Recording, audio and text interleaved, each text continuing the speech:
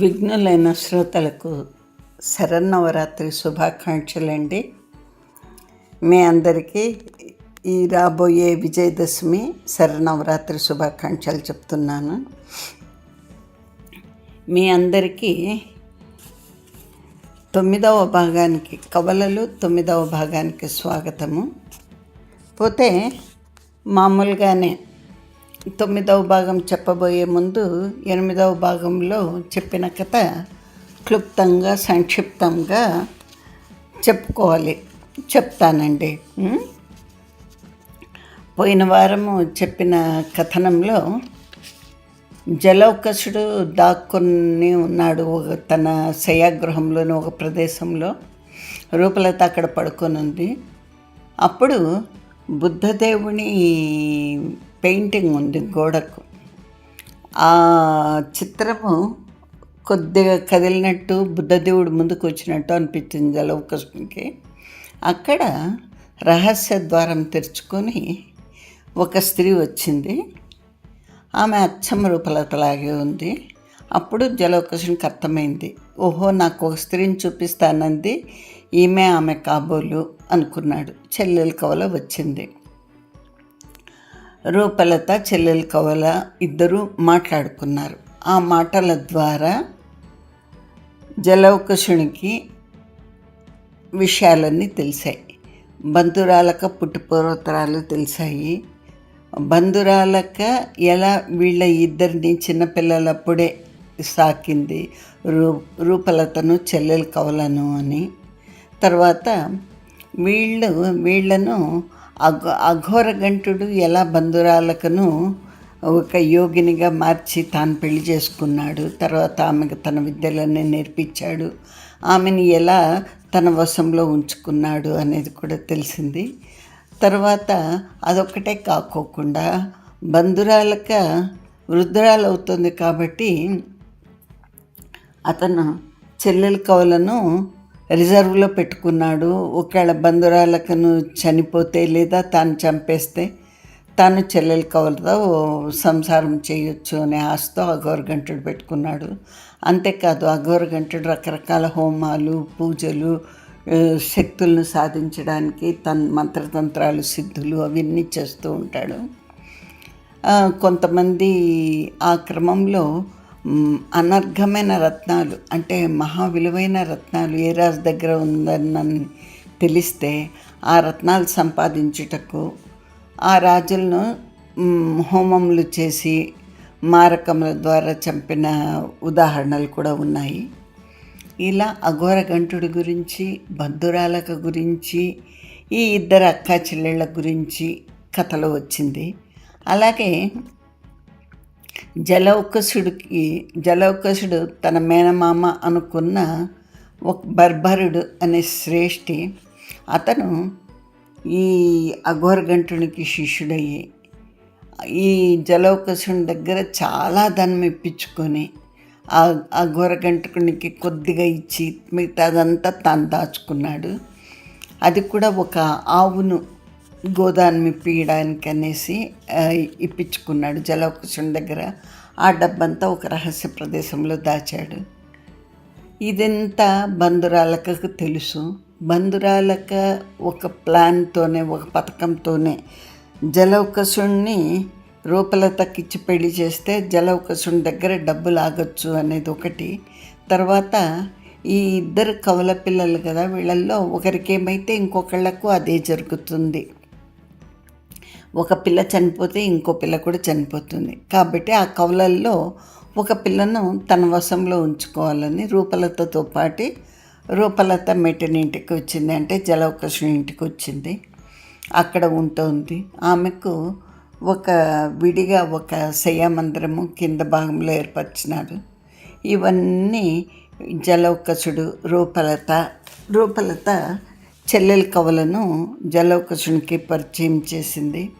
వాళ్ళు ముగ్గురు మాట్లాడుకున్నారు. ఆ మాటల్లో ఇవన్నీ విషయాలు బయటకు వచ్చినాయి, జలౌకసునికి తెలిసినాయి. జలౌకసునితో పాటు ఈ నవల చదువుతున్న నాకు వింటున్న మీకు కూడా కొన్ని విషయాలు తెలిసినాయి. ఇక ఇది జరిగిన కథ. ఇక్కడ వీళ్లకు ఒకసారి జరిగిన సంభాషణ, అంటే బంధురాలకకు బర్బరునికి జరిగిన ఒక సంభాషణ కథలో వచ్చింది.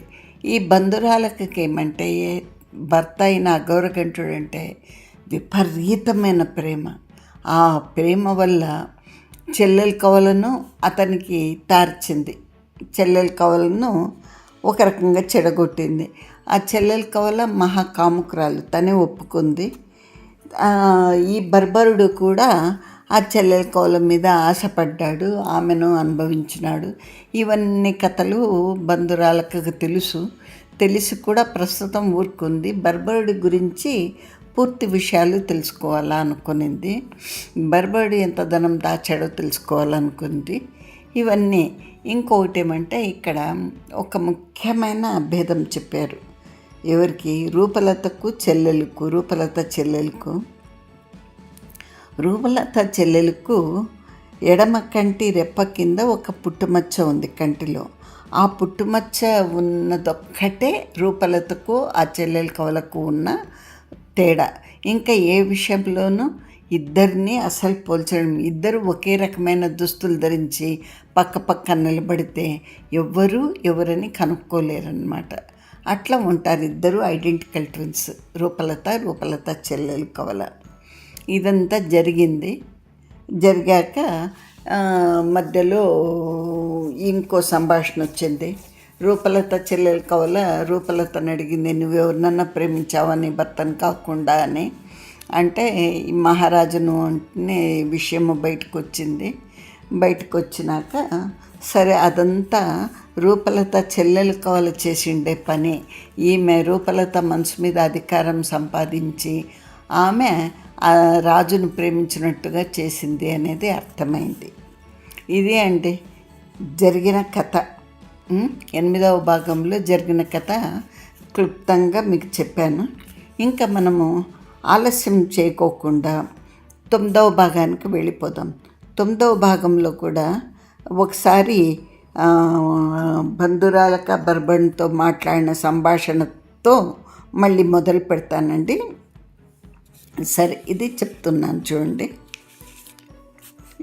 ఒకసారి ఏమైంది, ఇక్కడ బంధురాలకకు అనుమానం వచ్చిందని చెప్పాను కదా.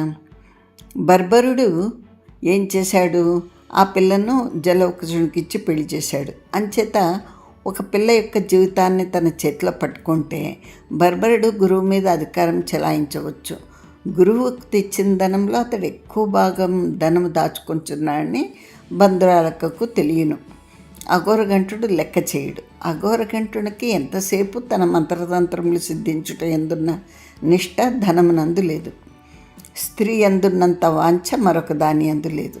ఆ స్త్రీ కూడా తనొక్కతే దైవ దుర్విపాకమున చెల్లెల కవల యందు వలపు పొందినాడు. ఇలా బంధురాలక అనుకుంటోంది. ఇదే మాట బంధురాలక ఒకనాడు బర్బరునితో చెప్తే బర్బరుడు ఇలా అన్నాడు, అది కాదమ్మా, అతని వయసు ఎంతో నీకు తెలియదు, నాకు తెలియదు. అతనికి 300 ఏండ్లు ఉండవచ్చు. నీకంటే పూర్వమే ఎందరు భార్యలు కలరో. ముసలిదైనంతనే వదిలిపెట్టును, మరొక దాన్ని చేసుకున్నాను. నీవు ఇంక 20 ఏండ్లలో పూర్తిగా ముసలిదాన్ని అయిపోతావు. అప్పటికి చెల్లెలి కవులను నిలువలో ఉంచుచున్నాడు. ఆమె దేవతా స్త్రీ, మహర్షులకు సిద్ధించేది కానీ ఇటు యోగులకు సిద్ధించేది కాదు. ఆమె మహారాజ్ఞి కావలేను, కోటీశ్వరుని భార్య కావలేను, సన్యాసి భార్య కాదు. అంటే బంధురాలకంది, ఈమె అప్పగారు కోటీశ్వరుని భార్య అయింది. ఈమెకు ఆ దశ తొలగిపోయింది. కంటిలో పుట్టుమచ్చ ఉన్నది ఈమెకు. ఈమె ఇదివరకే అఘోరకంఠుని భార్య అయింది. అంచేత రాణి అయినట్టే. అఘోరకంఠుని కన్నా మహారాజు ఎవ్వడు? దానికి బర్బరుడు అన్నాడు, అట్లా కాదు, మహారాజు మహారాజే, యోగి యోగియే, గాయకుడు గాయకుడే, ఎవడికి వాడు మహారాజే. ప్రశ్న అది కాదు. జాతకం ప్రకారం మహారాజు భార్య కావలను అనగా మహారాజునకు భార్యయే కావలేను. నీవైనను క్షత్రియ స్త్రీవి, దుర్గాధిపతి కూతురువు. అఘోరకంఠుడు సిద్ధుడన్నమాట నిజమే, గొప్ప యోగి అన్నమాట నిజమే, మంత్రశాస్త్రవేత్త అన్నమాట నిజమే. ఈయనను పెళ్లి చేసుకుంటే ఏమి? అంటే బంధురాలకు కోపం వచ్చింది, కానీ ప్రదర్శింపలేదు. బర్బరుని స్వరూపం తెలుసుకొనవలనని చాలా దినములుగా ఎంచుచున్నది. ఇది ఒక మార్గం ఏర్పడింది. ఆమె నవ్వుచ్చి ఇలా అంది, మరి ఎవరిని చేసుకోమందువు అంటే బర్బర్డ్ అన్నాడు, కోటీశ్వరులు ఉంటారు, లక్షాధికారులు ఉంటారు అని. బంధురాలకంది, కోటీశ్వరుని రూపలత చేసుకుని వెళ్ళిపోయింది. లక్షాధికారివి నీవా? చాలా డబ్బు దాచుచుంటివని నేను అనుకుంటున్నాను అనింది. బర్బరుడు మూర్ఖుడై ఇలా అన్నాడు, నా వద్ద 50 లక్షలున్నవి. నేను నిన్ను బహుదినముల నుండి ప్రేమించుచున్నాను. నీవు ఆ అక్క చెల్లెళ్ళ వంటి అందగత్తెవు కాకపోవచ్చు, కానీ నువ్వు చాలా అందగత్తెవు. నన్ను చేసుకోము. పోయి ఏ శ్రీనగరం నందో కాపురం ఉందాం. నీకేది కావాలంటే అది తెచ్చి పెడతాను అన్నాడు. బంధురాలకంది, అంత ధనము ఎచ్చడ దాచితివి? నిజంగా నీ వద్ద అంత ధనం ఉందా? నాకెప్పుడునూ 10 దీనారంలైనా చేతిలో పెట్టలేదే. ఆ అఘోరకంఠుడు చెల్లెలు కవలానగా పడి చస్తున్నాడు. ఆయించ మనం లేచిపోదాము. ఒక రాయి వేసింది, చిక్కట్లో బాణం వేసింది బంధురాలక. ఆనాడు బర్బరుడు చెల్లెలు కవలను పట్టుకుని రమించెను. ఆమె ఏమీ మాట్లాడలేదు. బంధురాలక చూచింది. ఆమె పోయి అఘోరగంటుడితో చెప్పాను. అఘోరగంటుడు చెల్లెలు కవలను నెత్తురు వచ్చినట్టు కొట్టుటకు అదే మొదటిసారి. కానీ రహస్యం ఎక్కడుందంటే, ఇటు బంధురాలకు కానీ అటు అఘోరగంటుడు కానీ బర్బరునితో ఈ విషయం ప్రస్తావించలేదు. తర్వాత 4 దినములకు బంధురాలక బర్బరునితో ఇట్లనింది, నీకు నా మీద ప్రేమ లేదు, నువ్వు చెల్లెలు కవులను ప్రేమించుచున్నావు అనగా బర్బరుడు ఒట్లు సత్యములు వేసుకుని ఆమెను పెళ్లి చేసుకుందామని తొందరపెట్టాను. 10 దినములైన తర్వాత బంధురాలక, నేను నిన్ను నమ్మలేను, ధనమును చూపించి ఈ మాటలు మాట్లాడు అనింది. అతడు ఒకనాడు బంధురాలకను వివృతోద్భముఖమైన గంగా కుర్రుల పాతాళ గుహ వద్దకు తీసుకొని పోయి ఆ లోపల చూపించాను. అక్కడ బాగా కొండల మధ్యలో ఉన్న ఆ గుహలోకి పోయి తీసుకొని పోయి ఆ డబ్బుంతా చూపించాడు. బంధురాలక లోనికి దిగి చూతము అనింది. అంటే ఇద్దరు లోనికి పోయి చూశారు. అతడు పై పచ్చిక మట్టి పెళ్ళలు తీసి ధనమును చూపించను. ఆమె సంతోషించను. పైకి పోదామనెను. నువ్వు ముందు పదా, నేను తర్వాత వత్తును అనెను. బర్బర్నకు ఆమె తాను ముందు పోయించు కొన్ని దినారములు తస్కరించునని భయంతో వచ్చింది. ఆమె ఏమనింది బంధురాలక, సరే నువ్వు పైకెక్కు, నేను నీ వెనకొస్తాను అంది బంధురాలక. ఇతనికి ఏమనుమానము, తను అట్లా ఎక్కుతూ ఉంటే ఆమె కిందనే ఉండి కొన్ని దినారములు దొంగిలిస్తుందేమోనని. దానికి అతనేమన్నాడు, వద్దొద్దు, నువ్వే ముందు పో, నేను వెనక్కి వస్తాను అన్నాడు. ఆమె నెమ్మదిగా తీగల్లో ఉన్న చిన్న చిన్న పంగల్లో పాదములుంచుచు పైకి వచ్చింది. వచ్చి తీగ వంక చూచింది. తాను పైకి పాకి వచ్చుటకు శ్రమపడిపోయింది. ఆ పాతాళ దేశము 4 తాళ్ల లోతున ఉంది. ఇక్కడ తాళ్ళు అంటే తాటి చెట్టు ఎంత పొడవు ఉంటుంది, దాన్ని తాడి అంటారు. అలాంటి తాటి చెట్లు 4 ఉంటే ఎంత లోతు ఉంటుందో అంత లోతుంది ఆ పాతాళ గుహ. ఆమె చాలా కష్టపడి పైకి వచ్చేసింది ఆ తీగలు పట్టుకుని. ఆ చెట్టు అంతయు కోసినట్టుంది. తొంగి చూడగా బర్బరుడు మళ్ళా నిక్షేపంను కప్పికొని తానెక్కి వచ్చుచున్నాడు కాబోలు. అది చూపించాడు కదా దినారాలు, అవన్నీ మళ్ళీ ఆ లోపల పాతి పెట్టేసేసి ఆ పైన మట్టి కప్పేసి పైకి వస్తూ ఉన్నట్టుంది. తొంగి చూస్తే బర్బరుడు మళ్ళా నిక్షేపంను కప్పికొని తానెక్కి వచ్చున్నాడు కాబోలు. తీగ యొక్క పొడుగులో సగం ఉన్నాడు. ఆమెకు హఠాత్తుగా ఊహ తోచింది. అంటే సగం దారి ఎక్కి వస్తూ ఉన్నాడు పైకి. ఆమె బొడ్డును ఎప్పుడూ చురకత్తి ఉండును.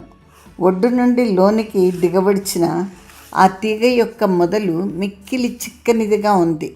ఆ మొదలు సాగి ఒక వృక్షంనకు సన్నని తీగలతో మిక్కిలి గట్టిగా ముడివేయబడి ఉంది.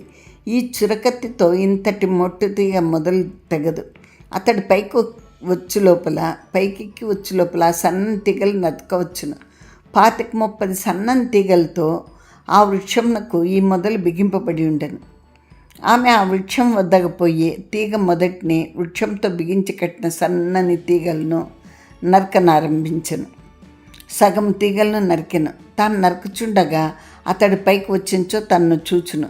అందుచేత పాతాళ గుహ వద్దకు పోయి అతడెంత దబ్బు వచ్చునో చూచును. అతడు ఎందుచేతనో మళ్ళా కిందకి దిగను, మళ్ళా ఎక్కి వచ్చుచుండెను. ఆమె మళ్ళా చెట్టు వద్దకు వచ్చి మళ్ళా కొన్ని తీగలు నరికెను. 1-2 తీగలు నరకకపోయినను దోషం లేదు. ఈ బండ తీగ బరువుకు అవే తెగిపోను. ఇంకా 4 తీగలున్నాయి. మళ్ళా వచ్చి చూసింది. అతడు ఒక తాడి ఎత్తుకొచ్చినాడు. తాడి ఎత్తు కంటే కొంచెం పైకి వచ్చినాడు. వస్తే ఈ నరికిన తీగలను చూచును, తన్ను చంపవచ్చును. తన వద్ద చురకత్తి ఉంది, వాడేమీ చేయలేడు. ఈ 2 తీగలు వాణి అంతటా అవి తెగునేమో అనుకున్నా. అంతటి తీగ మొదటి బరువునకి తెగంచు, తీగ మీద ఉన్న వాణి బరువునకు తెగునా. పోయి 2 తీగలు నరికెను. ఆ తీగ మొదలు కదలటం లేదు. దాన్ని కదల్చినా కానీ అది జారదు. ఆమె తన బలమంతా ఉపయోగించి దాన్ని కదల్చినా కానీ అది జారదు. ఆమె దానిని కదిల్చి కొంత ముందరికి నెట్టెను. ఒక వస్తువు ఒక చోటు ఉండగా అది అర ఏర్పరచుకుని కదలదు. ఆ అర నుండి కదల్చిన కానీ జారదు. తొలుత జారట నెమ్మదిగా ఆరంభించును. వేగమందుకున్నంతనే లిప్తాంశంలో సర్వం కూలిపోవును. ఆ మొదలు ఇంకనూ వేగం అందుకోనలేదు. అతడు ఈ లోపల పైకి వచ్చినో ఏమో. తీగ మొదలు మరికొంత తోయవలైనా, పొయ్యి చూచి రావలైనా, తాను పొయ్యి చూచి వెళ్ళనంతలో వాడు పైకి వస్తే ఈ పాటికప్పుడే పైకి రాలేడు. పొయ్యి చూడకున్నచో తృప్తి ఏమున్నది? వానిని ఆక్షేపించకున్నచో తృప్తి ఏమున్నది? వాడు గురుద్రోహం చేయుచున్నాడంది వానికి తెలియంచో వాడు చచ్చి ఏమి చావకేమి. తీగ మొదలు సన్నగా కదులుచున్నట్టుండెను. అతడు బారెడ్లో పైకి రాగలడు. ఆమె ఇలా అంది, నువ్వు అక్కడనే ఆగు, నీతో 2 మాటలు చెప్పాలి. ముందు నువ్వు ఎక్కిన తర్వాత నేను ఎక్కితే కొన్ని దినారంలో నేను దొంగిలింతునని కదా నీ భయము. అట్టి నీవు నన్ను పెళ్లి చేసుకుంటావా? నువ్వు గురుద్రోహివి, నువ్వు పైకి రావద్దు అంటే అతడు వెక్కవెక్క నవ్వెను. ఆ నవ్వుటలో వాడి శరీరం కదిలేను. తీగకు బరువు ఆయను. వాడి మేని ఊపునకు తీగ గుంజుకొనెను. గుంజుకొనుట తడుగా వాడు అతఃపాతాళమునకు పడిపోయిన. తీగ మొదటి ఇంత మొద్దు వాడి మాడిపట్టున కుట్టుకొనెను. అంటే ఇంక వాడు చచ్చిపోయినాడు అని. ఆ తీగ మొద్దు ఎంత ఇదిగా ఉంటుంది. అది వాడి మాడు సరిగ్గా పుడక మీద తగిలింది. కింద పడిపోయినాడు వాడు. బంధురాలక అఘోరగంటను గుహలకు పోయాను. బర్బణి సంగతి ఎవరికీ ఏమీ తెలియదు. బర్బణికి ఎలాగూ చుట్టము పక్కము ఎవరు లేరు కదా, ఎవరికీ తెలియదు ఏమైనాడు అని. ఈ ధనము తనది, అఘోరగంటనికి ఇవ్వదు. అఘోరగంటుడి చెల్లెల కవులతో సంబంధం పెట్టుకొనంచో తానిచ్చేదే. ఇప్పుడు అఘోరగంటునకు ధనము చెల్లెల కవుల ఇవ్వలేను. ఆమె ఎట్లు ఇచ్చును? అక్కగారి ద్వారా ఇచ్చును. తాను పోయి రూపలత వద్ద ఉండును. కవల వచ్చి అక్కగారిని అడుగుచుండును, ఆమె ఇచ్చిచుండును. తనకేమి? తాను దయవలన చెల్లెల కవలను చంపదు. చంపినచో అఘోరగంటుడు తన మీద ఆధారపడి ఉండును. అది చేయుటట్లు వారి 2 మేనులు 2 మేనులైనను నరములు, నెత్తురు, మాంసము, నాడులు, ధాతువులు సర్వము ఒక్కటే. వీని రెంటిని విడదీయటెట్లు? అది అఘోరగంటునికి తెలియను. కానీ అతడు చెప్పడు. అఘోరగంటునకు తెలియనని చెల్లెల కోలకు తెలియను. ఆమె లాలించి, కోపించి, ముద్దాడి, ప్రేమ నరిపి కొంత గ్రహించను. బంధురాలకి నేర్పులు. ఇట్లుండగా అక్క చెల్లెళ్ళ జీవితములు విడివిడిపోయినవి. ఆమెతో ఆమెది, ఈమెతో ఈమెది. ఎవరి ఊహలు వారివే. శరీర స్పందనములు మాత్రం ఒకటిగా ఉన్నవి. మరి ఒక చమత్కారం కూడా జరిగింది. రూపలత మానవి, ఈమె పశువు. ఆమెకు నీతి కలదు, ఈమెకు నీతి లేదు. కానీ 5-6 ఏండ్ల మీద రూపలత కొంత పశుత్వం వచ్చినది. ఆమె ఆ పశుత్వం ఎప్పటికప్పుడు తపస్సు చేసి పోగొట్టుకొంచున్నది. చెల్లెల కవలకు మానవత్వం వచ్చుచున్నది, నీతి కలుగుచున్నది, పెళ్లి చేసుకోవాలేనని పుట్టింది. ఇందుచేత ఆమెకు అఘోరగంటుడు నేడు విరోధి. వీళ్ళిద్దరి మధ్య తేడాలు చెప్తున్నారన్నమాట. రూపలతలో మానవత్వం ఎక్కువ ఉంది, రూపలత చెల్లెల్లో కవలల్లో పశుత్వం ఎక్కువ ఉంది. ఆమెకు ఇది తప్పు, ఇది రైట్, ఇది కరెక్ట్ అనే విచక్షణ లేదు. ఆమెను బర్బరుడు అనుభవించాడు, అఘోరగంటుడు అనుభవిస్తున్నాడు, ఆమె ఇష్టం వచ్చినట్టు తిరుగుతోంది, ఇవన్నీ ఉన్నాయి. ఇది వాళ్ళ ఇద్దరి మధ్య తేడాలు. ఈ మధ్యలో ఏమైపోయింది, ఈ చెల్లెల కవల ఎవరితో సంగమంలో పాల్గొంటుందో అవన్నీ తనకు జరిగినట్టుగా రూపలతకు తెలుస్తుందన్నమాట. రూపలతకు ఆ అనుభవములన్నీ రూపలతకు కలుగుతున్నాయి. నిజానికి అది చెల్లెల కవల అనుభవిస్తున్నా కూడా ఆ ఫీలింగ్స్ అవన్నీ రూపలతకు కలుగుతున్నాయి. ఆ రూపలత ఆ పాపంను పోగొట్టుకోవడం కోసమే అమ్మవారి గుళ్ళో ప్రతి శుక్రవారము నాట్యం చేసి అమ్మవారికి పూజలు చేసి తన పాపాలు పోగొట్టుకోవాలని ఆలోచిస్తోంది. ఇది అసలు కథ. ఇప్పుడు బంధురాలక గది ఎలా ఉంది? బంధురాలక గదిని వెతకాలనేసి అనుకున్నారు కదా ఎవరు? చెల్లెల కవల, జలౌకసుడు, రూపలత. ఆమె గదిలో ఏమేమి ఉంది అని చూడడానికి వచ్చినారు. ఇప్పుడు బంధురాలక గదిలో రూపలత, చెల్లెలు, జలౌకసుడు ముగ్గురు ప్రవేశించారు. రూపలతకు గుండె కొట్టుకుంటోంది. బంధురాలక ఏ వేళ వచ్చి పడుతుందో. తన చెల్లెలు బంధురాలకు అంత శక్తి కలది. తాను సామాన్య మానవురాలు, తన్నేం చేయనో, తన మాట అట్లుంచి తన భర్తనేం చేయనో అని భయం. తాను ఒక కుటిల వ్యూహంలో నుండి బర్బరుని దయవలన బయటపడింది. ఆ వ్యూహంలో తన చెల్లెలు ఎన్ని కష్టాలు పడుతోందో తనకు తెలియదు. ఆ చెల్లెలకి అది ఇష్టంగా ఉంది. తనకేమి తాను 5-6 ఏళ్ల నుండి తన భర్తకు తెలియరాకుండా వారికి లంచములు పెట్టి తన భర్తను రక్షించుకొంచున్నది. తన చెల్లెలు చెప్పిన చాలా సంగతులు లీలగా రూపలతకు తెలియను. ఈ బంధురాలకు మూలంగా తనకొక పుట్టిల్లు ఉందని, చిన్నతనం నందే తల్లిదండ్రులు చనిపోయారని, మర్యాద గల కుటుంబంలో పుట్టిందని, సంఘంలో ఇట్టిపై మెరుపులు తన జీవితంకున్నవి. అవి లేంచో తన బ్రతుకు దుర్ఘటంగా ఉండేది. కానీ బంధురాలక తనతో ఎక్కువగా మాట్లాడదు. మాట్లాడించో కట్టెవచ్చిపోయిలో పెట్టినట్టు మాట్లాడను. తాను ఆమెకు అపకారం ఏం చేశాను? కానీ తన చెల్లెలు వచ్చి వెళ్ళినప్పుడల్లా ఆమెకి ఎట్లు తెలియను, ఆమె వచ్చినట్టు తెలియను. మర్నాడు దానికి డబ్బిచ్చిత్వా అని అడుగును. తనకెందుకు చెప్పకపోతే ఆ పగలల్లా బంధురాలకు అగ్గి కుంపటి వలె ఉండును. ఆ మర్నాడు ఇచ్చితునని చెప్పిన తర్వాత కానీ శాంతించదు. 2-3 సార్లు బంధురాలక తనను చంపునేమో అన్న భయం వేసింది. ఒకసారి ఆమె యథాలాపంగా ఇచ్చుట్నో కూర్చుంది. ఆమె బొడ్డులో ఒక చురకత్తి ఉన్నది. నడుము చీర బిగింపు సడలి కత్తిపిడి కనిపించింది. 6 ఏండ్ల కింద దాని సంసారంను రూపలత ఎరుగును కదా. తనకు మిక్కిలి చిన్నతనమైనను తనకు గుర్తున్నవి. ఆ హోమములు, ఆ తంత్రములు, ఆ అరుపులు, ఆ ఉచ్చాటనములు, ఆ పులి చర్మము, ఆ మట్టి కుండలు, ఆ రాగి యంత్రములు, అదొక జగత్తు. బంధురాలక వాటిలో మునుగుచూ తేల్చు ఉండేది. వాటినన్నిటినీ వదిలి బంధురాలక తన వెంట ఎందుకు వచ్చింది? మొదట కొన్నాళ్ళు రూపలతకు అర్థం కాలేదు. చెల్లెలు తన వద్దకు వచ్చటకు మొదలుపెట్టిన తర్వాత ఆమెకు క్రమక్రమంగా అర్థమయ్యను. తనను ఒక ధనవంతునికిచ్చి వాని ధనము తాము దోచుకుంటకు ఈ పని చేశారు. మొదట తన చెల్లెలు వచ్చి డబ్బడిగినప్పుడు తాను నిరాకరించను. ఆమె బెదిరించను, లాలించను. చివరికి ఈమె ఇచ్చను. తర్వాత 2-3 సార్లు ఘర్షణలు జరిగిన. రూపలతకు సందేహం కలదు. ఆ కొండలెక్కడా, ఆ అడవులెక్కడా, ఈ శ్రీనగరం ఎక్కడా? తన చెల్లెలు మాటిమాటికి ఎట్లు రాగలదు, ఎట్లు వస్తోంది? ఆమెను అడిగితే ఏమీ చెప్పలేదు. ఒకనాడు సాహసించి బంధురాలకి అడిగాను. ఆమె నాకేమీ తెలియదు అనను. నాకేమీ తెలియదు అనను. ఇద్దరు తోడు దొంగలు. ఒక చోటు నుండి మరొక చోటికి పోవుటకు 2 స్థలముల యందు యంత్రములు ఉండవలేను. ఆ యంత్రముల సంగతి రూపలతకు తెలియదు. జలౌకుడు శ్రీనగరం నందు సౌధం కట్టినాడనియే వారికి తెలియదు. బంధురాలక తన యంత్రము అఘోరగంటుని వద్ద స్థాపించి 2వ యంత్రమును తాను తెచ్చాను. తాను ఎచ్చట ఉండును, అచ్చటే స్థాపించును. తన ఇష్టం వచ్చినప్పుడు తను ఉన్న చోటు నుండి భర్త వద్ద రాగలదు, పోగలదు.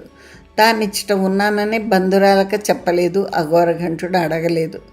బతిమాలించుకుని చెప్పవలేనని బంధురాలక ఊహ.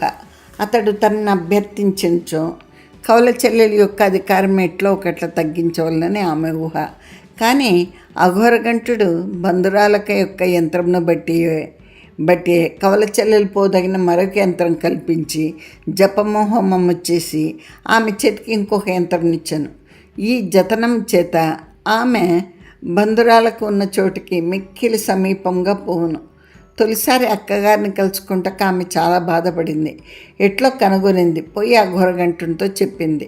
అతడి సయ్యా ప్రవేశ పథకంనంతయు పటం గీచి బోధించి సర్వము నేర్పెను. ఈమె తన యంత్రంను తోట చివర స్థాపించను. నడిచి వచ్చను. తాను అక్కగారి శయ్యా మందిరంను ప్రవేశించుటకు ఆమెకు ఏడాది పట్టాను. ఈ సంగతి బంధురాలకు తెలియను. తన యంత్రంను నశింపచేసించు ఆమె రాలేదు. కానీ తాను తన భర్త వద్దకు పోయేట్లు తన యంత్రము నువ్వు కిందకు పోయిచుండగా నేను ఒకందుకు తాగుచున్నాను అన్నట్లుండెను. అంటే ఈ అఘోరగంటుడు ఏం చేశాడు, బంధురాలక యంత్రమును కనెక్షన్ ఇచ్చి అది ఒక కరెంట్ కనెక్షన్ లాగా అనమాట. ఇప్పుడు చాలామంది దొంగ కరెంటు వాడుకుంటుంటారు. ఒక హ్యాంగర్ ఏదో తగిలించి మెయిన్ లైన్కు ఆ కరెంటు లాక్కొని తమ ఇంట్లో దీపాలు అవి వెలిగించుకుంటూ ఉంటారు. అలాగా ఇప్పుడు బంధురాలకు చేసి ఇచ్చిన యంత్రమునే వాడుకొని ఈమెకు ఇంకొక యంత్రం తయారు చేసి ఇచ్చాడు అఘోరగంటుడు. దాన్ని ఈమె తోటలో పాతింది. అక్కడి తోట వరకు వచ్చి తోట నుంచి ఈమె పడగ గదిలోకి రాగలుగుతుంది చెల్లెల కవల. ఇది బంధురాలకు తెలుసు. కానీ తన దగ్గరున్న యంత్రము పోతే తాను కూడా పోలేదు కదా అఘోరగంటుని దగ్గరికి. అందుకని ఊరుకుందనమాట. ఇది ఇక్కడ ఒక సామెత వాడారు విశ్వనాథ్ వారు. నువ్వు ఒకందుకు పోయిచుండగా నేను ఒకందుకు తాగుచున్నాను అన్నట్టుంటాను. అంటే ఇది మీకు కథ తెలుసా? ఇదేమంటే పూటకోళ్ళమ్మ ఒక ఊరిలో ఉందంట. ఆమె దారిలో పోయే దానయ్యలకు వండి వడ్డిస్తూ వాళ్ళ దగ్గర డబ్బులు ఇప్పించుకుంటుంది. అప్పుడు ఆ పాతకాలం నాటి హోటల్ లాగా ఆమె ఒక ఉపాయం పన్నింది. గంజి ఎక్కువ కాచేదన్నమాట. భోజనానికి ముందు గంజి ఇచ్చేది, జస్ట్ సూప్ లాగా అనమాట. ఆ గంజి తాగినాక వాళ్ళకి కొంచెం ఆకలి తిరుగుతుంది కదా, అన్నం తక్కువ తింటారని ఆమె ఉపాయం. ఒకడు ఇది కనిపెట్టినాడు. కనిపెట్టి ఆ గంజికి డబ్బులు వసూలు చేయదు ఆ ముసలిది. నువ్వు పోయి గంజి పోయాను ఎంత పోస్తే అంత తాగుతూనే ఉన్నాడు. ఈమె సరేలే అన్నం తగ్గుతుంది కదా, ఎంత తాగితే తాగినలే గంజిని పోసింది. తీరా వాడు ఏం చేశాడు, ఆ గంజితోనే కడుపు నింపుకొని నాకు అన్నం ఏం అక్కర్లేదు, అన్నానికి కదా నీకు డబ్బులు ఇవ్వాల్సింది, గంజికి కాదు కదా అని చెప్పి వెళ్ళిపోయినాడు అనమాట. అప్పుడు ఆమె ఒకందుకు పోస్తే వీడు ఒకందుకు తాగినాడు అని అట్లా ఆ సామెత ఇక్కడ చెప్పినారు. సరే మళ్ళీ కథలకు పోతే అప్పుడు అంటే చెల్లెల కవులకు తెలుసు బంధురాలకు ఒక యంత్రం స్థాపించిందని, తాను ఒక యంత్రం స్థాపించుకున్నానని. ఈ బంధురాలకు లేనప్పుడు బంధురాలక గదిలోకి వెళ్ళినారు. లోపలికి వెళ్ళడంతోనే చెల్లెల కవల ఆమె యంత్రంను చూచింది. ఆ యంత్రము భూమిలో స్థాపన చేయబడి ఉండును. ఆమె వెంటనే ఒక చిన్న గుణపం తీసుకొని ఆ యంత్రమును పెళ్ళగించింది. దాన్ని తన దగ్గర దాచుకుంది. ఇలా అనింది, అక్క బంధురాలకి యొక్క పీడ వదిలిపోయింది, ఆమె ఇంకెక్కడికి రాలేదు. దీనిని మరలా భూస్థాపితం చేయవలేను, చిన్న హోమంలు చేయవలేను, కొంత జపం చేయవలేను. అప్పుడు కానీ మరలా ఈ యంత్రం పనికిరాదు. ఇంకా మీరు మీ ఇష్టం వచ్చినట్లు ఉండవచ్చు. నాకు సగం స్వేచ్ఛ వచ్చింది, మనం ఇంకా భయపడక్కర్లేదు, యథేచ్ఛంగా గది అంతయు వెదకవచ్చు అని గదిలో ఉన్న ప్రతి సూది, పూచిక పుల్ల, వేరు, లేపము, ప్రతి మృగరోమము వెదకజొచ్చును. ఏవేవి తమ మంత్రములకు, తంత్రములకు, తమ సిద్ధులకు ముఖ్యమైనవో వాటినన్నిటినీ సంగ్రహించను. ఈ చెల్లెల కవల అఘోరగంటుని దగ్గర కొన్ని మంత్రతంత్ర విద్యలు నేర్చుకుంది. ఆమెకు ఏవేవి పనికొస్తాయని తెలుసు. అవన్నీ వెతికి తీసుకుంది. గదిలో ప్రతి అంగుళం మేర వెతికింది. గోడలలో అలమరాలున్నాయి, కొన్నింటికి తలుపులు ఉన్నాయి. ఆమె ఆ గదిని 2 రాత్రులు 2 పగళ్ళు పరిశోధించింది. 2వ రోజు రాత్రి రూపలత పడుకున్న గదిలోనికి హఠాత్తుగా భార్యాభర్తలు కౌగిలించుకొని పడుకొని ఉండగా తలుపు తోసుకొని వచ్చి అక్క నిద్ర లేపింది.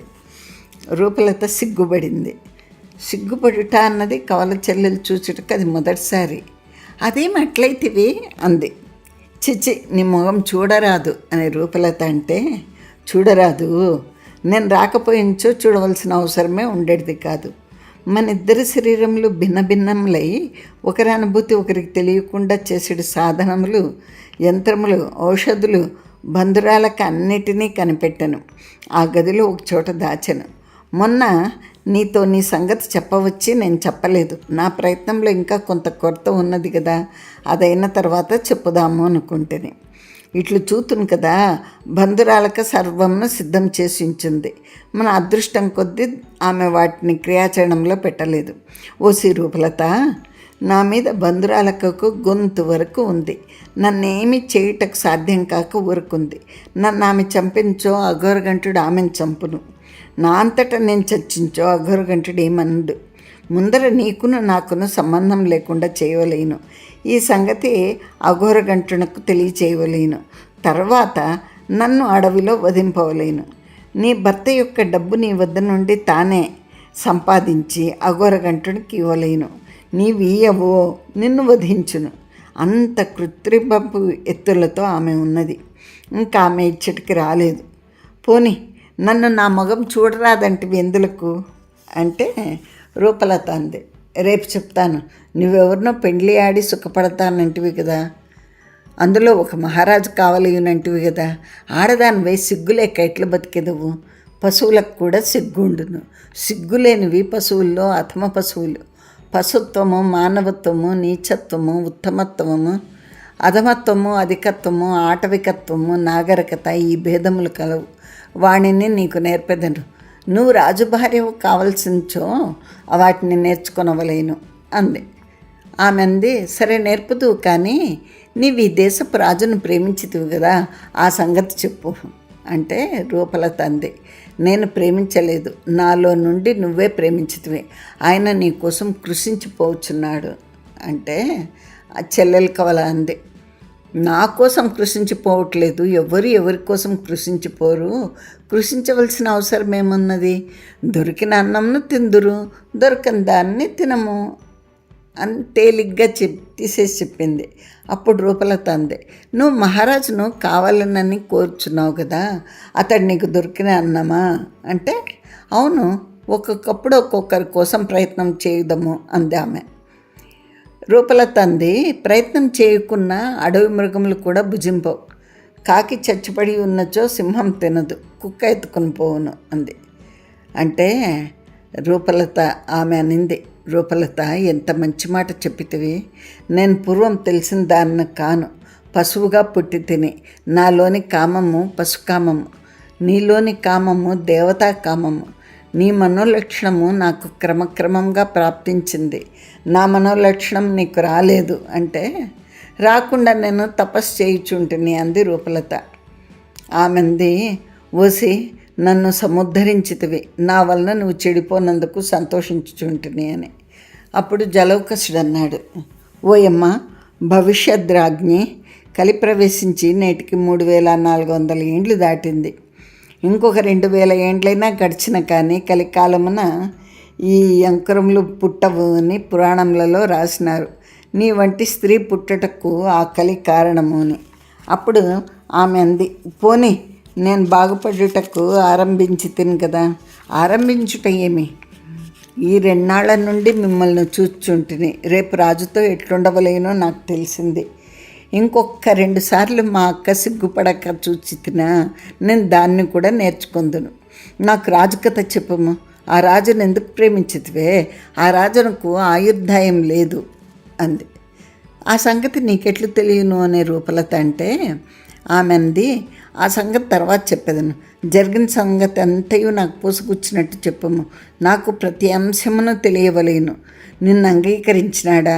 నిన్ను తన ఇంటికి ఎప్పుడు తీసుకొని పోవును? నువ్వెప్పుడైనా అతనితో మాట్లాడితివా? నీ పేరు అతడు ఎరుగునా? ఎప్పుడైనా నిన్ను పిలిచినాడా? నాకు ప్రతి చిన్న విషయం తెలియంచో నేను అతనితో సంసారం చేయలేను కదా అంటే రూపలత అంది, ఆయన అల్పాయుష్కుడు కదా. నువ్వు చేయుట ఎట్లా జరుగును అంటే ఆమె మళ్ళీ అంది, ఆయన అల్పాయుష్కుడో దీర్ఘాయుష్కుడో నాకు తెలియదు. అతడు చనిపోవుటకు హోమంలు జరుగుతున్నవి. ఆ హోమములకు ఈ నడుమ 2 పెద్ద విఘాతములు వచ్చినవి. లేంచో అతడు ఈ పాటికి మరణించి ఉండేవాడే. నాకు అనుమానం తగిలింది. నేను నీ అంద ఆవహించి ప్రేమింపచేసిన రాజు ఈయనే ఏమో అనని ఆ హోమములకు విఘ్నం కలిగించి తిని అవి అక్కడ ఆగి ఉన్నవి. ఆగుమాగుము, ఇంకా రాత్రి ఎంత ఉన్నది? అఘోరగంటుడు దూరంన ఎక్కడో ఒక సిద్ధిని కోరి హోమములు చేయుచున్నాడు. ఈ రాజమరణ హోమ ద్రవ్యములు వాని గుహలో ఉన్నవి. నేను పోయి వాణిని తస్కరించుకుని వత్తును. మరి ఇంకొకటి ఉంది, దాన్ని కూడా తీసుకుని వత్తును అని ఆమె చరాలన వెళ్ళిపోయింది. ఆ గదిలోని కృతక ద్వారంను తెరుచుకుని పోయాను. భార్యాభర్తలు చూచిరి. ఆ తీగ వెంట ఆమె జర్రున పాము వలె జారిపోచుండెను. వారిద్దరు లోనికి వచ్చిరి. అప్పుడు రూపలత అంది, అనగా రాజుగారి యొక్క వ్యాధికి మద్భావనకు సంబంధం లేదన్నమాట. అంటే ఇన్నాళ్ళు రూపలతను ప్రేమించి ఆ విరహంతో అతను కృషించుచున్నాడు అని అనుకున్నారు అందరూ. కానీ అది కాదు అసలు కారణమని ఇప్పుడు తెలిసింది. జలౌకుడు అన్నాడు, ప్రధాన కారణములు వేరుగా ఉండును, నిమిత్తములు వేరుగా ఊహింపబడును అని. ఆ వ్యాధి లేంచి ఈ బెడదలేదు అంది రూపలత.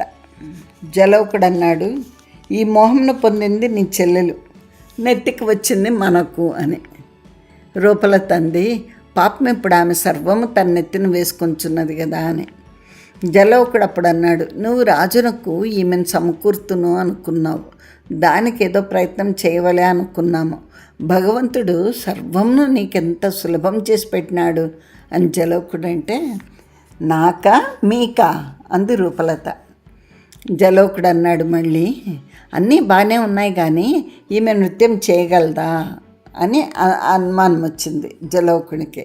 అప్పుడు రూపలత అంది, ఆమె పాండిత్యం చూచితిరి కదా, ఆమె వాగ్నైపుణ్యం చూచితిరి కదా, ఆమెకు కొన్ని విషయములు తెలియవు. మేమిద్దరము కూడా చూచినంతనే విషయములను తెలుసుకుందాము. అంటే ఏకసంతాగ్రహులు అన్నమాట. మా పాండిత్యం అంతయు ఇతరుల ప్రసంగములు వినట చేత వచ్చింది. నాకు భర్త విద్యను ఎవరునూ నేర్పలేదు.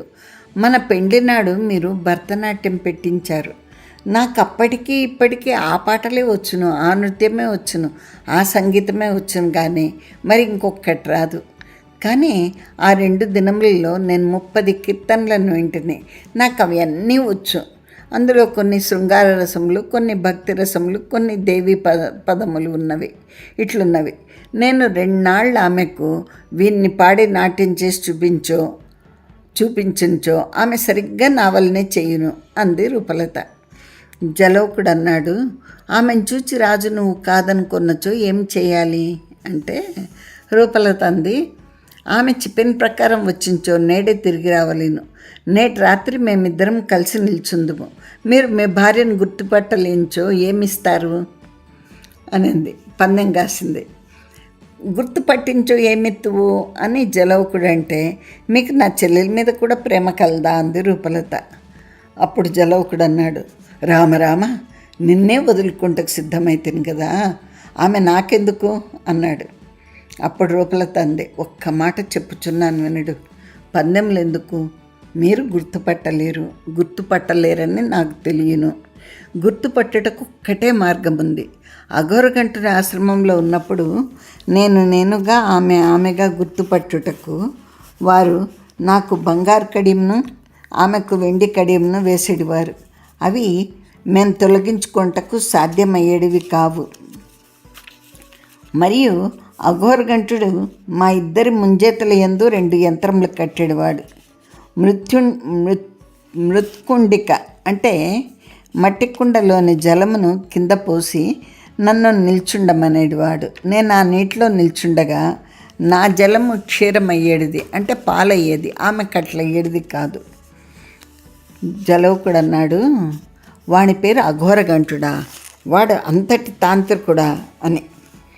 వారి శిష్యులే తమరి మేనమామ బర్బరులు అంది రూపలత.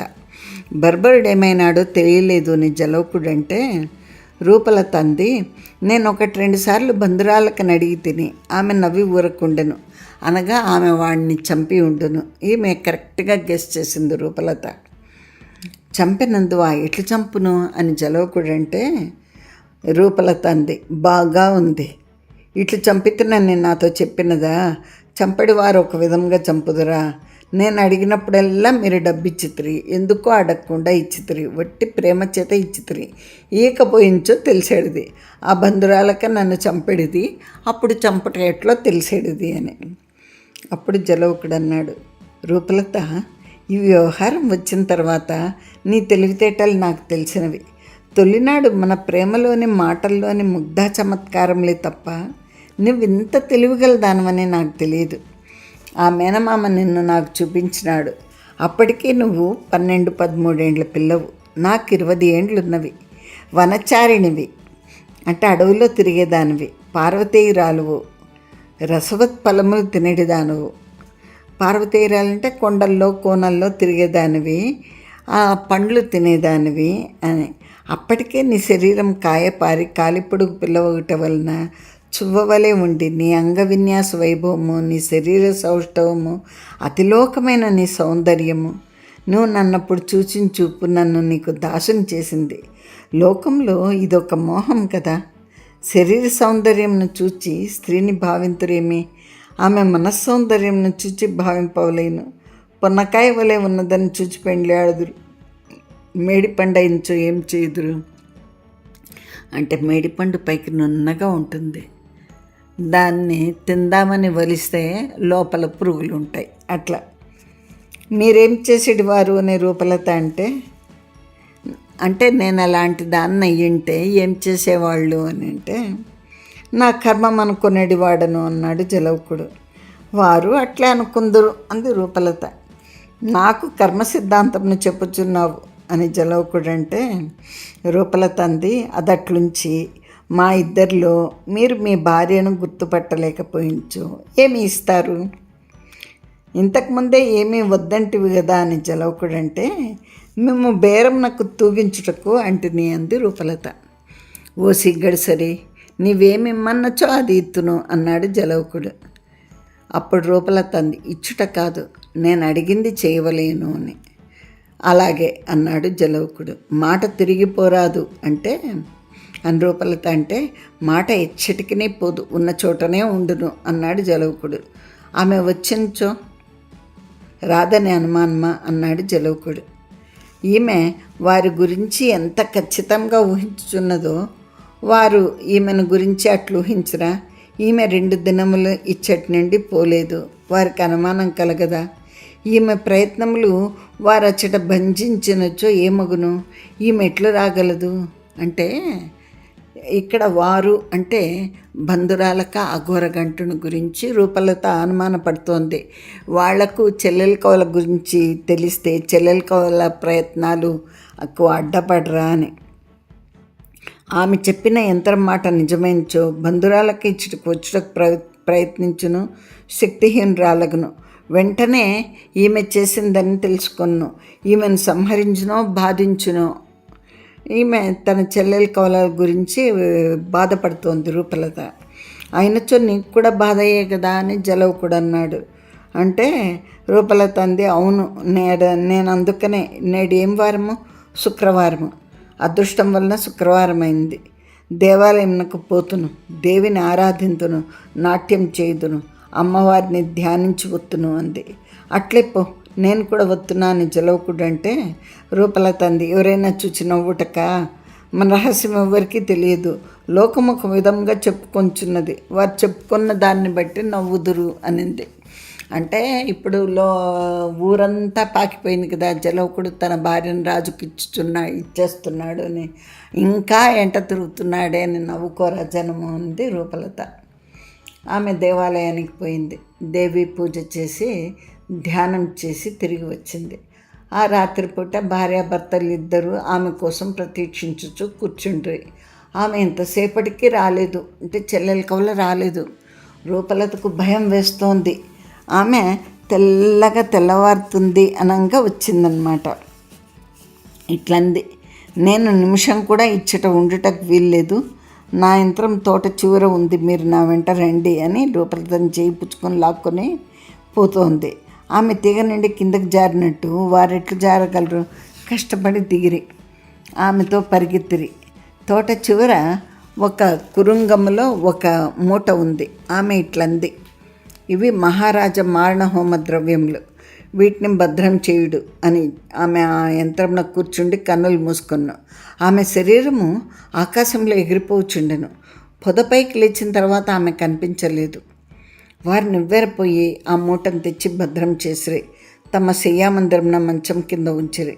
కొంతసేపటికి రూపలత ఇలా అంది, ఆమె చెప్పిన మాటలు మీరు విశ్వసించితరా అంటే, నమ్మకుండా ఉండటకు అందులో ఏమీ లేదే అన్నాడు జలౌకుడు. రూపలత అంది, వీళ్ళు మాంత్రికులు, తాంత్రికులు, ఆటవికులు, అనాగరికులు, ప్రాణహింసకు వెనుదీయరు. ఈ 6 ఏండ్ల నుండి నా జీవితము సంశయావస్థలో ఉన్నదని నాకు తెలియను. నా వలన మీ జీవితం కూడా అట్లే ఉండెను. నేను మీతో చెప్పలేదు. మనము దీనికి ప్రతిక్రియ అంటే ప్రతీకారం చేయలేము. మీ ధనము సర్వమును సాధించగలదు, రాజును సాధించలేదు. ఒకవేళ సాధించును అనవచ్చును.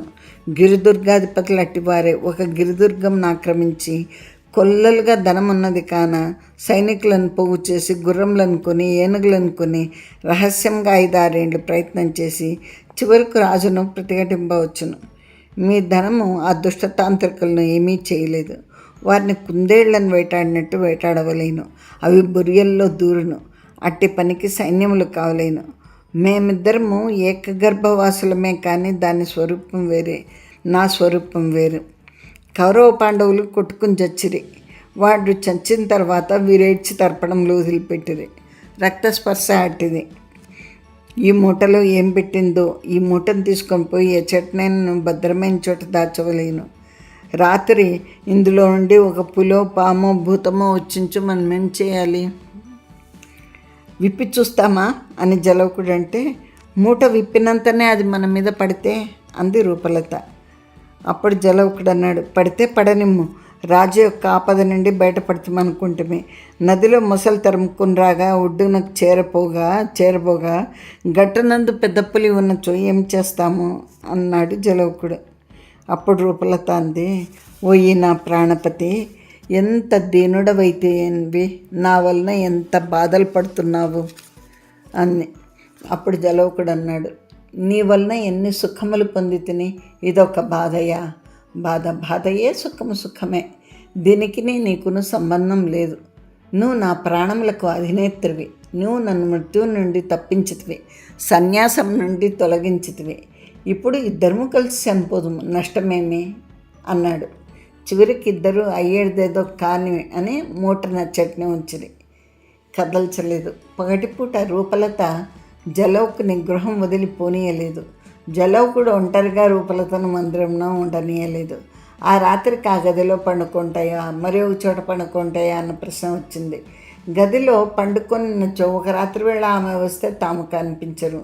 ఆమె మంచి వార్త తెచ్చించో తాము దాని నుండి విగృహీతులగుదురు. వారు చాలా పొద్దుపు వరకు మేల్కొని ఉంటారు. చివరికి ఇట్లా నిశ్చయించుకోండి, మనం పోయి ఆ లతా కుటుంబంలో ఉందుము అంటే ఆ పొదలు, తోట దగ్గర పొదలు. ఆమె వస్తే అక్కడికే వచ్చింది కదా అనుకుని అచ్చడిపోయి తెల్లవారులు ఆ చెట్టునే ఉంటారు. ఆమె రాలేదు. ఇంటిలోనికి తిరిగి వచ్చిరి. ఆ భార్యాభర్తలు రాత్రి అల్లా కుటుంబం నందే ఉండిట కొందరు రక్షకులు చూచిరి. వారిని వీరిని రహస్యంగా తెచ్చి చూపించిరి. వారిలో వారు ఇట్లా అనుకున్నారు, అవును పాపం, 10-12 దినముల్లో ఆమెను రాజునకు సమర్పింపలేను. శ్రేష్ఠి ఏం చేయను? ఈ లోపునే తనకు ఆమె మీద ఉన్న మమకారంనంతా తీర్చుకొంచుండెను. వాళ్ళు అట్లా అనుకున్నారు. మర్నాడు రాత్రి చెల్లెలు కావాల వచ్చాను. చాలా తొందరగా వచ్చాను.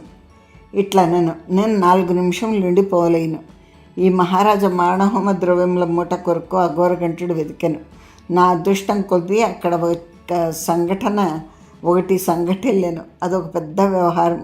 ఇప్పుడు చెప్టకు నాకు తెరపలేదు. రేపు కాదు, ఎల్లుండి వత్తును. ఈ జలౌకుశ, నువ్వు ఒక పని చేసి పెట్టవలేను. ఎల్లుండి రాత్రికి మహారాజు మీ ఇంటికి రావలేను. ఎట్లు రప్పింతో నాకు తెలియదు. అది చాలా ముఖ్యం. రూపలత మహారాజుల నడుమ ఏం జరిగిందో నాకు మీరు విడమర్చి చెప్పలేదు.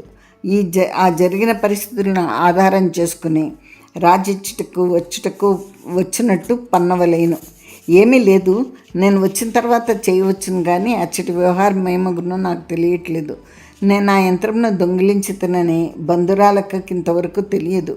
ఆమెకు అది తెలిసినప్పుడు నేను అచ్చట ఉండి తిరవలేను. లేనిచో నా మీద ఆమె అఘోరగంటంతో కొండములు చెప్పి తీరును. నీకేం నష్టం అని రూపాయత అంటే ఆమె అంది, అట్లా నాకే నష్టము. అతనికి నేను ఆట బొమ్మను, క్రీడా సుఖమును. ఆమె భార్య, ఆమె తండ్రి ఆమెనిచ్చి వానికి పెళ్లి చేసును, అగ్నిసాక్షికంగా పెళ్లి చేసును. వానికి కామం నా యందుండును, ప్రేమ ఆమె యందుండును. ఆమె మీద కోపం వచ్చించో ఆమెను పరిత్యజించును. చిన్ని మొగం చూడను పొమ్మనను, ఆమెను వెళ్ళగొట్టును. ఆమె దుశ్శీల అని తెలిసించో ఆమెను వధించును. నేను దుశ్శీలనని తెలిసించో నన్ను చచ్చినట్టు బాధును. నన్ను వెళ్ళగొట్టడు, సరిగా చూడడు, చంపడు, కాలు చేతులు కట్టేసి ఉంచును.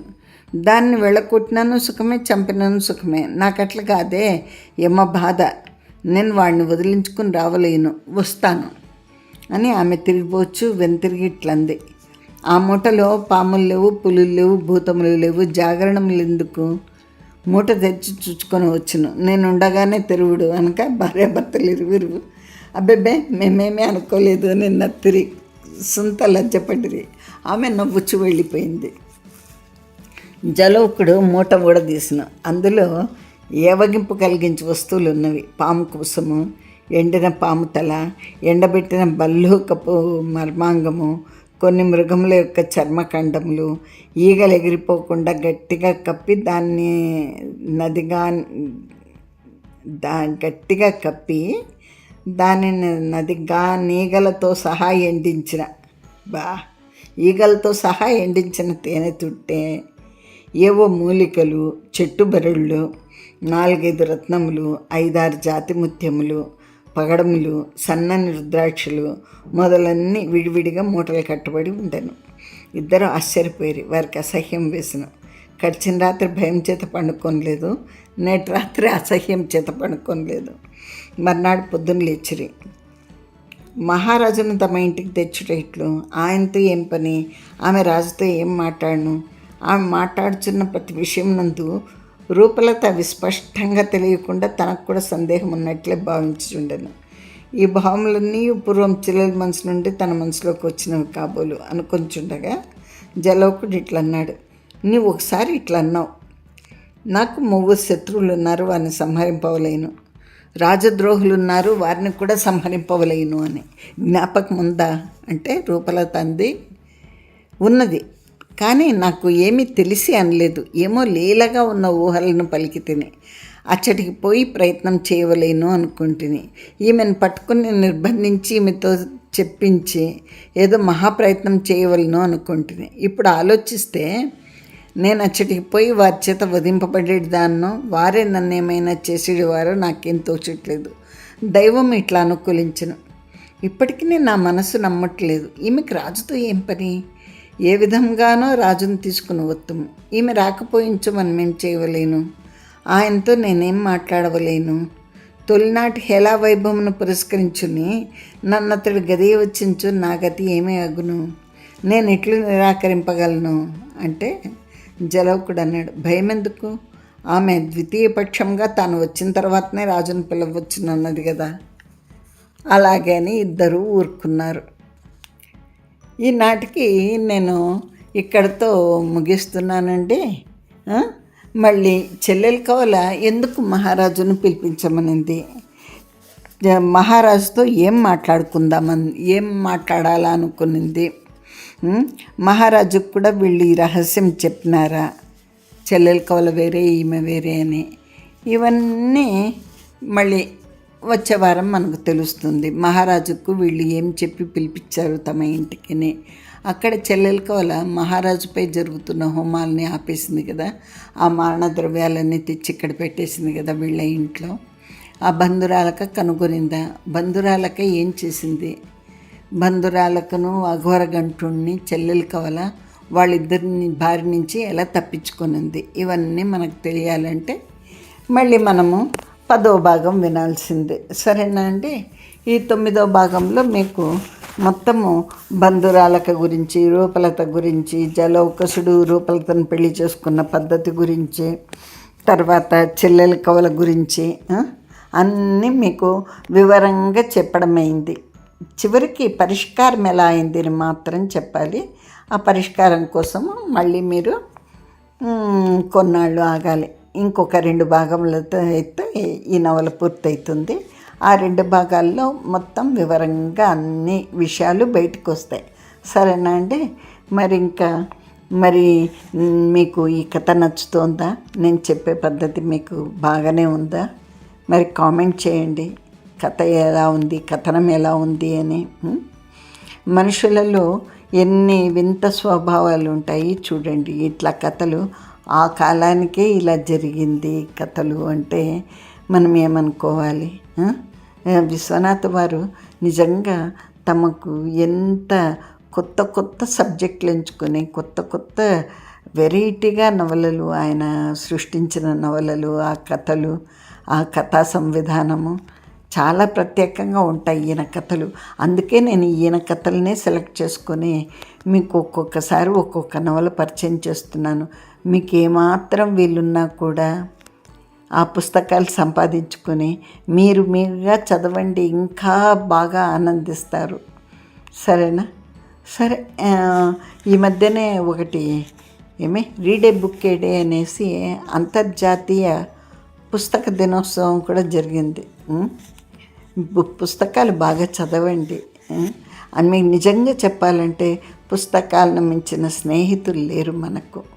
మన మనసు అనవసర ఆందోళన దూరం చేసుకొని ఒక ఆ రసమయానందమును పొందుతుంది. అది అనుభవైక వైద్యమే కానీ మాటల్లో చెప్పలేము ఆ ఆనందాన్ని. ఆ ఆనందం మీరందరూ కూడా పొందాలని నేను ఆశిస్తున్నాను. సరేనండి. ఇంకా బంధురాలక గురించి చెప్పాను కదా. బంధురాలక అంటే అర్థమేం తెలుసా? అందమైన కురులు కలది అని, అందమైన స్త్రీ అని అర్థం. ఇది అందము సంగతి దేవుడెరుగు కానీ మహాపాపిష్టిది అని అర్థమవుతోంది కథను బట్టి. చెల్లెల కవులను చేట్లారా పాడు చేసింది కదా, రూపలతను కూడా చంపాలని ఆలోచిస్తోంది. కాబట్టి ఆ బంధురాలక పేరు అందంగా ఉంది కానీ మనిషికి అందమైన స్వభావం లేదు అని అర్థమవుతోంది. ఇంకా ఏం చెప్పాలి? సరేనండి, ఇక్కడితో ముగిచ్చేసినాను అన్నాను కదా. మళ్ళీ రేపు వారం మళ్ళీ కథ తెలుస్తుంది. రాజును కలిసి ఏం చేశారు, ఏం కథ అనేది తెలుస్తుంది. మళ్ళీ వారం మిమ్మల్ని కవలలు 10వ భాగంతో మళ్ళీ మిమ్మల్ని కలుస్తాను. ఉండనా మరి? అంతవరకు సెలవు. మరి మీకు నా ఈ కథనం నచ్చితే మీరు సబ్స్క్రైబ్ చేయండి, లైక్ చేయండి, ఫ్రెండ్స్తో షేర్ చేసుకోండి, సబ్స్క్రిప్షన్స్ పెంచండి. సరేనా? ఉండనా మరి? మీరు ఈ శరన్నవరాత్రులు బాగా భక్తి శ్రద్ధలతో అమ్మవారి పూజతో జరుపుకోవాలని ఆశిస్తున్నాను. మీకు ఇంకొకసారి శరన్నవరాత్రి శుభాకాంక్షలు తెలుపుతున్నాను. ఉంటానండి. Bye bye.